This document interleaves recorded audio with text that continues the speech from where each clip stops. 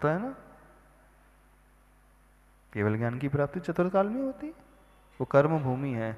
तो वहां कर्म कौन से किए जाते हैं? कर्मों को काटने के लिए ही कर्म किए जाते हैं, वही सही कर्म माने जाते हैं। आप लोग भी कर्म कर रहे हो, कौन से कर्म कर रहे हो? कर्मों की खेती करने वाले कर्म कर रहे हैं। कर्मों की खेती कर रहे हो, यानी जिससे कर्म बढ़ते चले जा रहे हैं, इस प्रकार के भी कर्म व्यक्ति करते चले जा रहा है। तो कर्म ऐसे करना सीखें जिससे हमारे कर्म कम हो जाएं, न कि ऐसे कर्म करें जिससे कर्म बढ़ जाए। दो प्रकार से कर्म है। कर्म से पहले से कर्म कहा मतलब एक्टिविटी, क्रिया का नाम, और कर्म जो दूसरी बार कहा वो ज्ञानावरणादि, दर्शनावरणादि 8 प्रकार के कर्म। तो व्यक्ति को जीवन में ऐसी क्रियाएं करना चाहिए जिससे बंधे हुए कर्म हैं वो नष्ट हो जाएं। तो वह सही कर्म करना कहलाता है। तो आप लोग कैसे कर्म करते हो बताइए? खेती कर रहे हो अच्छे से, फसल अच्छी आ रही है, फल अच्छे प्राप्त हो रहे हैं, है ना? जो भी एक्टिविटी चल रही है, कर्म को बढ़ाने वाले ही कर्म चल रहे हैं ना, कि घटाने वाले चल रहे हैं?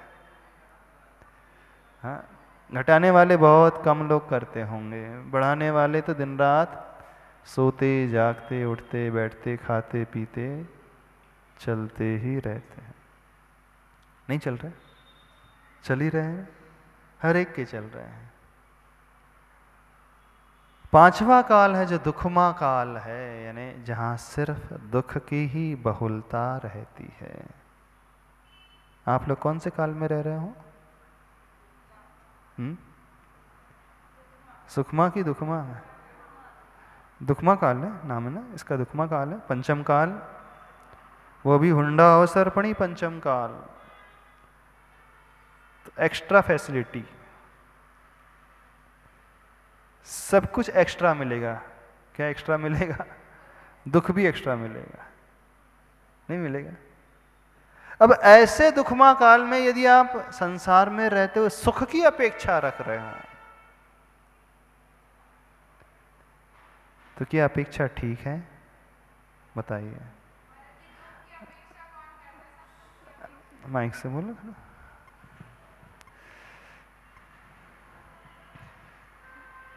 नमोस्तु गुरुदेव महाराज की। दुख की अपेक्षा कौन करता है? सभी लोग तो सुख की अपेक्षा ही करते हैं। अब जैसे इस काल का नाम ही दुखमा है, तो दुखमा काल में सुख की अपेक्षा रखना क्या सही अपेक्षा है?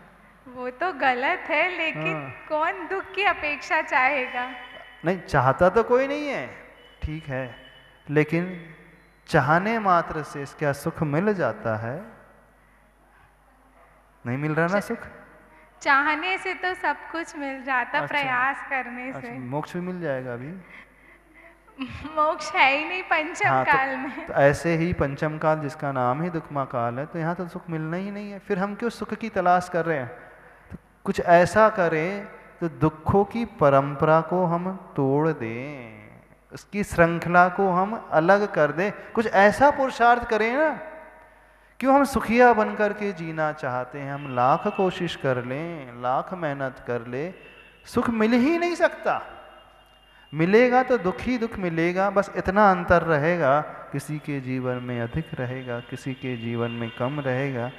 जब मिलना ही नहीं, फिर भी हम वो आकांक्षा लेकर के जी रहे हैं, और इसी आकांक्षा के कारण और अधिक दुखी हुए जा रहे हैं। तो फिर हमें क्या आकांक्षा करनी चाहिए? आकांक्षा ये करना है कि पंचम काल में मिलेगा तो दुख, तो हमें दुख को काटने का पुरुषार्थ करना, ये वाली आकांक्षा करना है। हम ये कह रहे हैं मैं ऐसा पुरुषार्थ करूं अथवा ऐसे कर्म करूं जिससे मेरे दुखों की परंपरा अथवा दुखों की श्रृंखला जो है वो टूट करके अलग हो सके, यानी ऐसा धर्म पुरुषार्थ करना चाहिए, और ऐसा मोक्ष पुरुषार्थ करें जिससे यह श्रृंखला टूटेगी, अलग होगी, और जीवन जो है बहुत अच्छा बनेगा।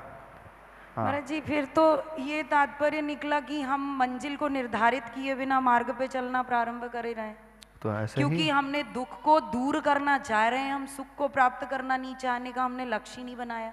हाँ तो हमने जब अपना गोल निश्चित नहीं किया तो हम बिना मंजिल को डिसाइड किए हुए और रास्ते पे चलना शुरू कर देंगे बस। दुख मतलब को क्या दूर निकलेगा करने फिर? हमें चाहना नहीं है, हम जिससे परेशान है हमें उससे ऊपर उठना है, और जब ऊपर उठ जाएंगे तो तो अपने आप जो मिलेगा वो सुख है। उससे ऊपर उठने का तात्पर्य ही तो है हाँ, कि हमको वो नहीं चाहिए तो उससे कुछ अलग चाहिए। नहीं, हमें कुछ क्यों? चाहिए नहीं है, ऐसी थॉट प्रोसेस कब आती है? हमें कुछ भी नहीं चाहिए। हर एक व्यक्ति परेशान है, दुखी, हमें तो दुखों से मुक्ति चाहिए और कुछ नहीं चाहिए बस। तो यही तो चाहिए। हाँ तो दुख बस से मुक्ति का नाम ही तो सुख है ना महाराज जी। हाँ, अब जब व्यक्ति सुख कहने लगता है तो तरह तरह की कल्पनाओं को तो वो तो गढ़ने ये लगता है। ये हो, बात तो हाँ, एक ही है। नहीं नहीं नहीं, दोनों में बहुत अंतर है। गिलास वही है, आधी पानी से भरी है, अब दिखेगी तो वही, अब आधी भरी देखो, आधी खाली देखो, अथवा पूरी पानी हवा से भरी देखो, कुछ भी कह लो आप, लेकिन दृष्टिकोण में बहुत अंतर है। 2 रात के बीच 1 दिन है और 2 दिन के बीच 1 रात है। क्या अर्थ है इसका? एक आशावादी, एक है ना? निराशावादी।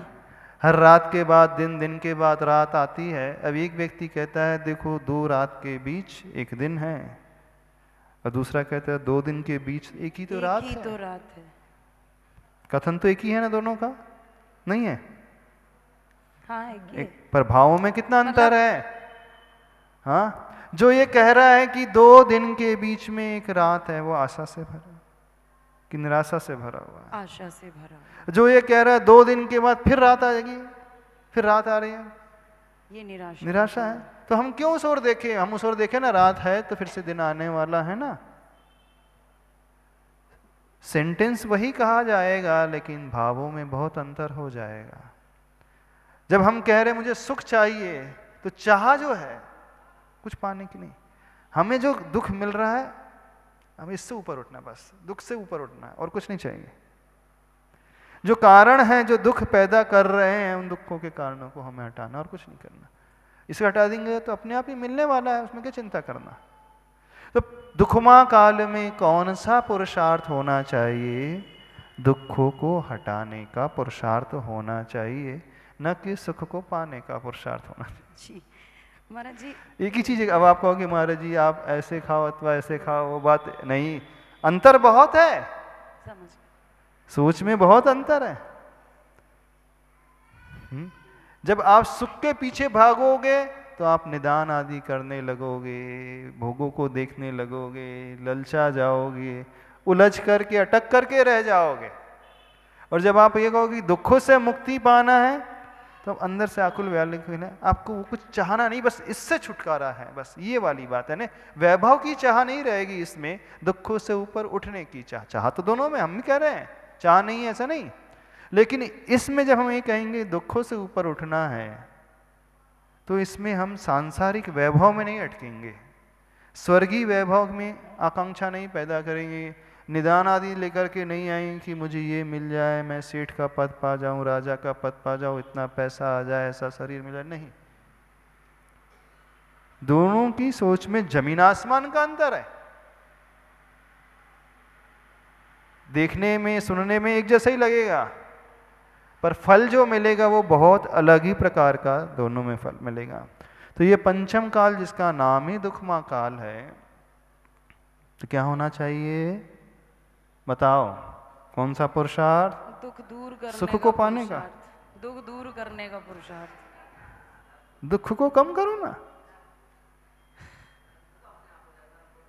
क्या हो गया? किससे क्या क्या हो जाएगा? हाँ, तो धर्म पुरुषार्थ, सुख मोक्ष पुरुषार्थ।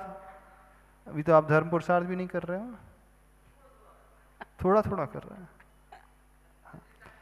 अब जब ये दुख मिल रहे हैं जिन कारणों के माध्यम से, उस अग्नि को यदि जलाने में, उस अग्नि को शांत करने में कोई हेतु है, तो यहाँ पर आचार्य प्रवर कह रहे हैं त्वन्नाम कीर्तन जलम शमयति अशेषम, 40वें श्लोक का अंतिम चरण। हे प्रभु, हे भगवान, आपका नाम का संकीर्तन, आपके नाम का उच्चारण, आपकी भक्ति, आपकी पूजा, आपका गुणानुवाद ही एक ऐसा साम्य जल है जो उसे शमित कर देगा।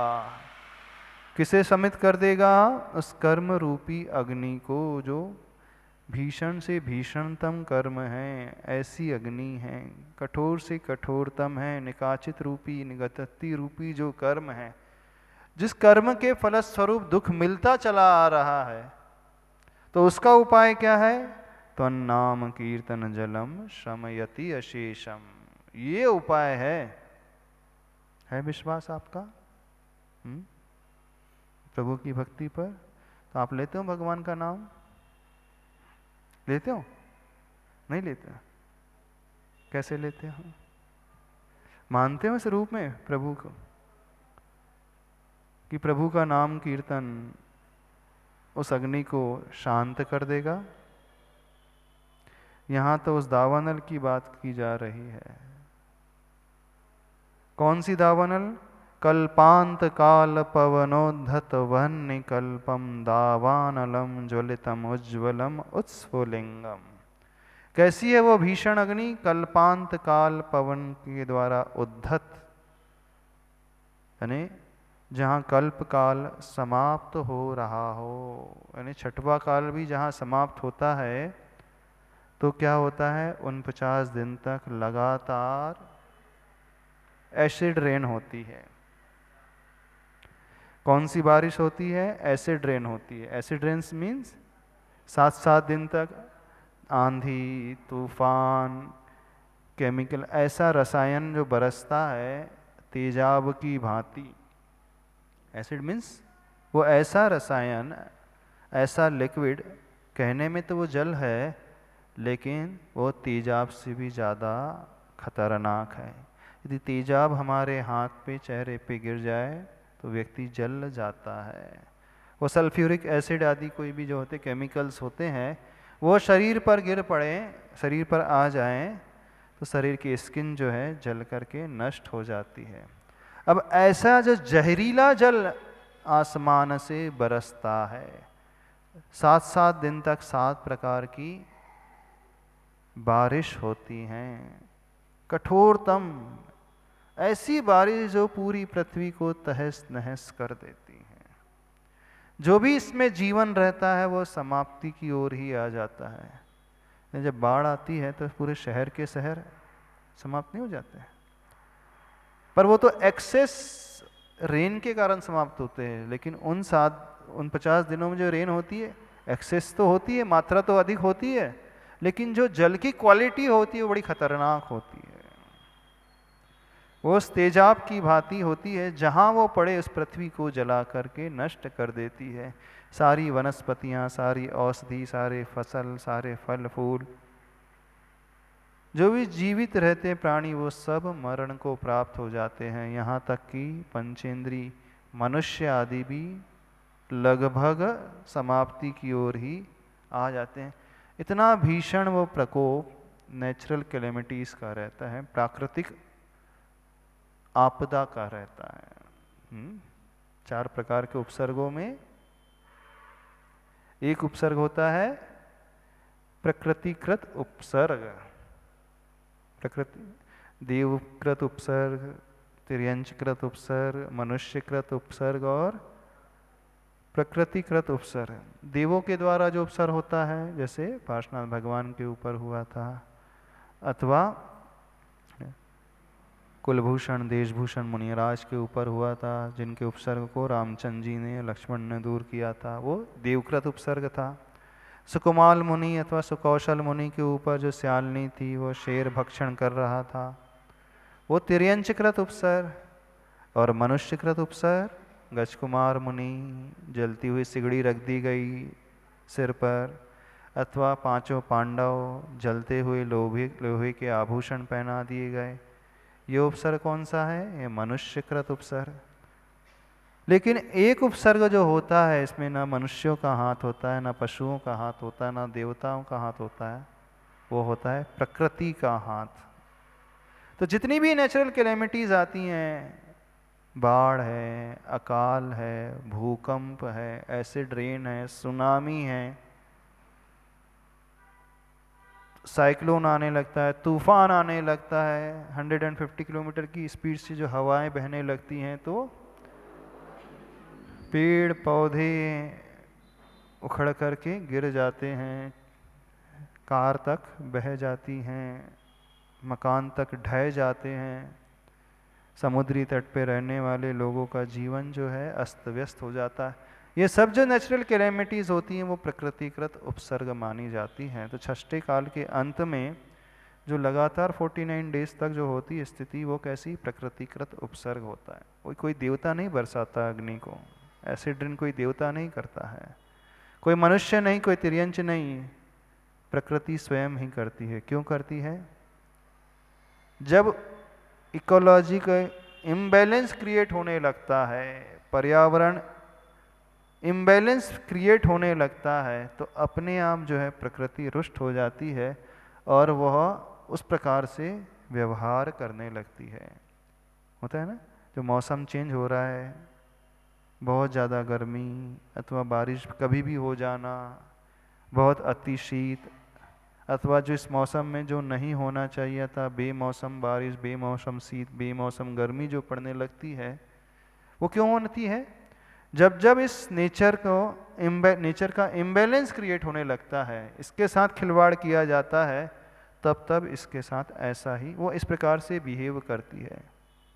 पेड़ पौधे हट जाएंगे, जंगल हट जाएंगे, तो पानी नहीं रुकेगा, बहुत ज़्यादा आतंक मचने लगेगा, हिंसा फैलने लगेगी, तो प्रकृति इस प्रकार से व्यवहार करने लगी।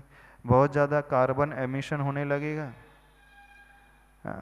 एटमॉस्फेयर पोल्यूट होने लगे, वातावरण जो है प्रदूषित होने लगे इस प्रकार के वाहनों से, बहुत ज़्यादा जो है कार्बन उत्सर्जन होने लगे, केमिकल जो है वेस्टेज जो है फैक्ट्री से निकलने वाला, जब वेस्टेज फैलने लगता है नदी आदि में, समुद्र में मिलने लगता है, तो वहाँ पर रहने वाले प्राणी जो हैं, जीव जंतु हैं, वे मौत के घाट में समा जाते हैं। तो ये सब जो होता है प्रकृति के इम्बैलेंस से, यानी इसका श्रेय जो जाता है, जानते हो, प्रकृति अपने आप नहीं इम्बैलेंस क्रिएट कर रही है, ये मनुष्य ही अति लोभ और लालच के वशीभूत होकर के इस प्रकार से जीवन व्यतीत करने लगते हैं। आज के वर्तमान में वाटर लेवल डाउन हो रहा है, बताओ। पहले 30-30 फीट में पानी आ जाता था कुएं में, अब 300 फीट खोदना पड़ता है। क्यों? Excess uses of water. अब सब क्या बोरिंग लगी है।